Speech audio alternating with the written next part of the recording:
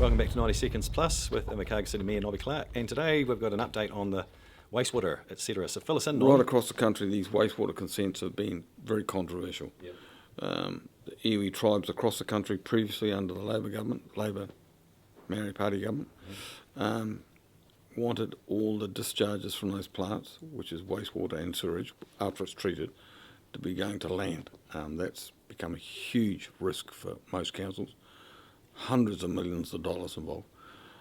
So the current government has put a bit of a knife to that, and because they're developing new standards for wastewater, which don't come out till the middle of next year, we're sort of caught up in that because Bluff is sort of due at the end of the year, end of next year. Just to clarify, that's the renewal of the consent for Bluff.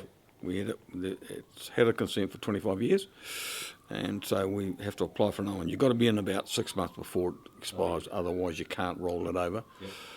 Continue to operate until you get your next one. So the government, I've been lobbying government for about 6 months now, some really senior ministers, and I was really pleased yesterday that they put through some legislation to the House yesterday, which included what they call a rollover period, which means that we've got till August 2027. Wow. Yep. So we've got any consents in the interim. We've got time now to wait and see what the government wants us to do, which I think will be pretty common sense, and it'll avoid a whole lot of money to ratepayers. Yep. So really pleased with that. Doesn't please everybody. Yep. Others would want us to resolve it, but hey, it's really good news for the city. Well, it makes sense just to part things until the legislation's changed, and then your council have an idea of what the new ruling or determine requirements are. Yeah. I think there'll be three major thrusts in this new stuff. There'll be new standards. Yep. So the standards will just basically say, here's the standard if you want to discharge to the ocean, which we do at Bluff. Yep. If you meet the standard, you get your consent. Yes. The other thing that will come into it is I think they'll say to the regional councils, so in our case Environment Southland, but to others as well, you guys need to be more consistent the way you apply this law. So it's not different here to somewhere else, or one application is different to another application. So that'll be the second thing. And I think while iwi will have a voice, it will not be at the front end and be too overweighted as it is at the moment. Dictator, It feels a little bit like a veto sometimes. Yes. They say it's not, it's very close. but it does feel like that when you're considering what options you've got going forward. We just say, we don't like this, but we like that one. And that comes at a cost. Bluff potentially could be up around $20-25 million with an annual operating cost over $200,000 if we went to something other than what we've got at the moment. I just can't justify that for ratepayers, so I'm taking a bit of a bloody nose at the moment. Chances are I may very well leave another paper on the table at next Tuesday's meeting, which will not suit some of my colleagues. They'll be a bit frustrated by that, but I'm not going to put ratepayers to additional costs until I know what the government requires of us.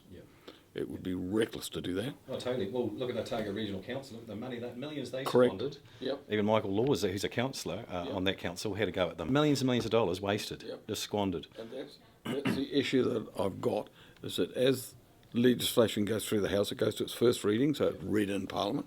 Then it goes off to a select committee and it has two more hearings. The third one is coming back to the House.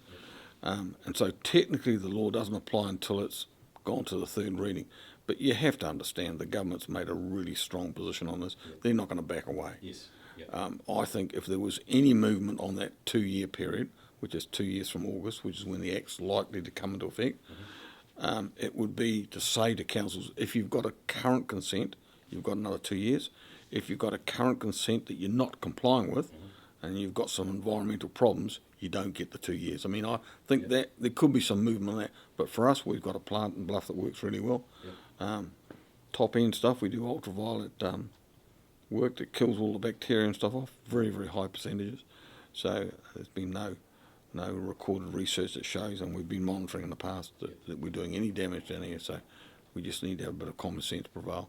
And I don't like leaving papers on the table because it feels a little bit like I'm calling the shots and others feel a little bit disempowered, but I will not put ratepayers at risk. And this is not me making a pitch for the next election, because I'm not standing. It's just I made a commitment when I came into council that one of the things I was really passionate about was keeping the rate increases down low, and the other thing was to sort out 3 waters, which is coming as well. This is part of it. and we've got to do some sensible work there and not be pushed around by others. Do what's right for our ratepayers. Yep. Don't care less about the ratepayers and the rest of the country. Yep. They sort their own problems out. Yeah. And while we're on the sort of the whole water, but also councils, I mean, again, what's your take? I know we've the other topics sort of being floated around. I see Southern District Council sort of pushing their own little angle or agenda about the merging or joining of forces within the council structure. Yep. Obviously, they've gone and spent, was it $3 million, and then they're going to spend another 15 on the building down the road, Henderson House, which doesn't make sense, does it? Spending all that money on a $3 million building. But anyway, so there's two things of that. Three things really.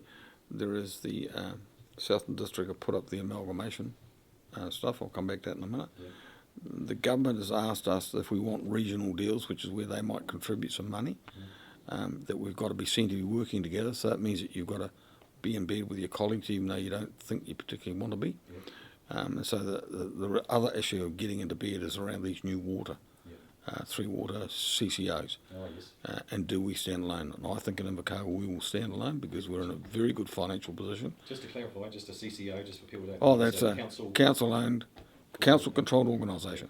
So that would mean that all our underground water stuff that you see, fresh water, sewerage and stormwater, would be done by a CCO, a company, So set up. It's on a commercial footing, does it? Like a business? Yeah, a little bit. Yeah. To set it up, you'd want some economy of scale. Mm-hmm. I don't think there's economy of scale of us joining up with Gore and the Southern District. It's my own personal view. Yeah. Although they may very well join us and thing. Setting up with Dunedin would be a different ballgame because they've got a very large city there. Oh, yeah. So it's a little bit out of left field for some people thinking about it. Wow, yeah. So, but the other shared services are important, and the government's been pushing us on those things to try and work together to get some regional money. But again, I won't work together with other councils if I think it puts us at disadvantage. Totally. Yeah. Who wants Gore? But they're $50 million. Well, I mean, they've got high debt, Yeah. and they're facing very high costs around their wastewater as well. Yeah. I think I heard figures around about 90 million. Yeah. So they just can't afford that. No. But getting into bed with somebody else won't change that figure. No, that's right. There's no free meal on this Can't area. kick it down the road, can you? No. So it's really, really important that Yeah.